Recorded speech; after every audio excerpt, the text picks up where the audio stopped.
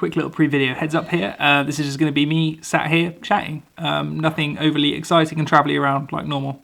That will return at some point. Hey everyone, my name's Ollie. I'm a wildlife cameraman, and I'm hoping to give you guys some useful tips for dealing with this self-isolation, this lockdown. Essentially, this is what I do for a living.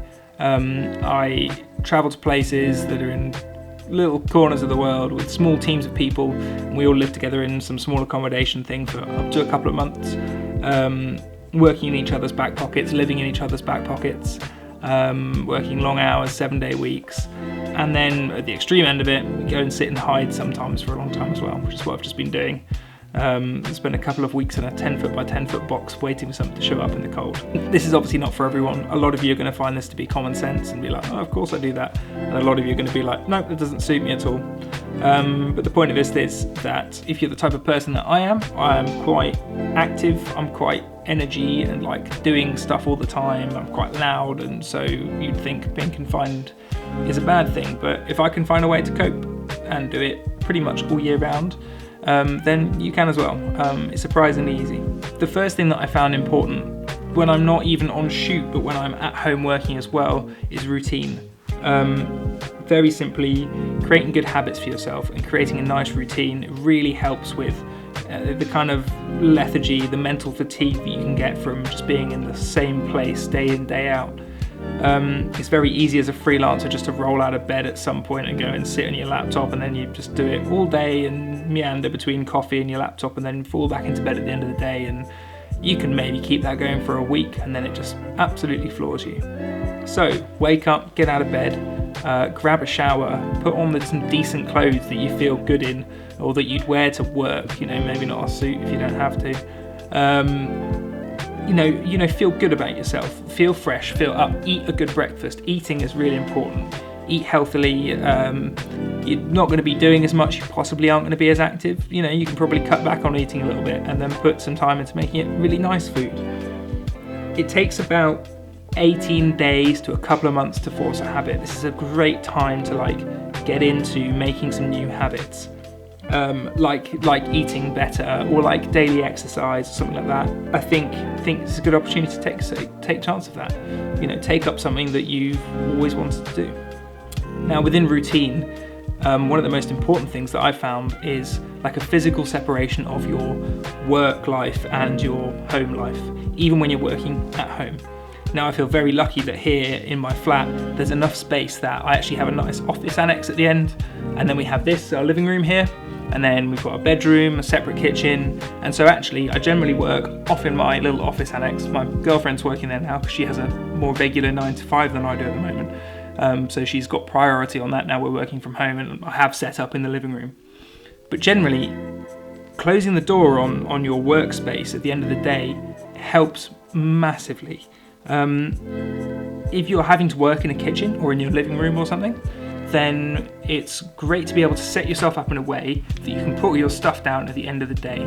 So, fold your laptop down, collect up all your peripheral cables and stuff, put it in a bag or in a box and put it out of sight. Change that space physically from being work time to being pleasure time.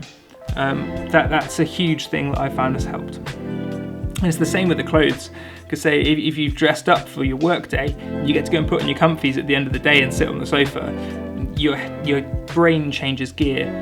You'll feel a lot better about it. And I found bringing screen time down as much as possible when you're in such an intense place mentally really helps as well. I'm the worst for sitting on my phone, and I'm always playing with cameras and always on my laptop. If I'm not shooting something, I'm editing it. If not, I'm reading up and I'm watching stuff. As someone who makes creative stuff, I find it really important to be an avid consumer of all things creative as well. And so I'm always watching stuff and listening to music and podcasts and all sorts. But when I go on shoot, I actually take a little notepad of any description and write stuff. I sit down and I write. And this is the last shoot, I did a whole bunch of stuff here.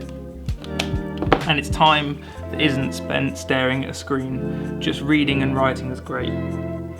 The other really important thing I find as saying as an active person is a really important thing for me, as I was saying I'm a very active person, is exercise. Everybody can do it to some sort of an extent. Now I find that when you get into a bit of a rut and things are feeling a bit stagnant, you're feeling a bit antsy, you can't focus on your work maybe, or you're just a bit frustrated because your housemate, your other half or anything's getting on your nerves, exercise is amazing. It's not just for weight loss, it's not just for getting fitter, like mentally I find it to be the biggest, most helpful thing. Now, just go and do some sit-ups, some planks, a bit of yoga's enough to go and do it. Do some stretching. Like I say, you've got the time on your hands now to pick these sort of habits up or to learn new things. YouTube is an incredible resource. But at the moment, I'd say if you can find independent instructors who are selling courses online and you're on a reliable income, go and support them. Freelancers really need your help right now. And so yeah, try daily exercise, and it doesn't have to be using your time to like go and run outside and do something, you know. Don't take the mickey with that. I think it's quite serious that we listen to the advice. I saw groups of people when I went to the supermarket on the first day of this lockdown, hanging out in groups of 4 or 5 people that definitely don't live together, all in their like exercise gear hanging out, so don't do that. You can do stuff on the floor in your living room if you're lucky enough to have a garden, and make the most of that. The weather seems to be holding out pretty well at the moment. You know, and then maybe a couple of times a week, really treat yourself to go out for a bike ride or a run or something, and it will make that time feel a bit more special as well. I think you'll enjoy it a little bit more. Less is more. I find that downtimes like this are a great time to invest some time in all things of the arts as well. I'm an absolute huge music fanatic. I love really beautifully made films and TV programs, and we've got the time now.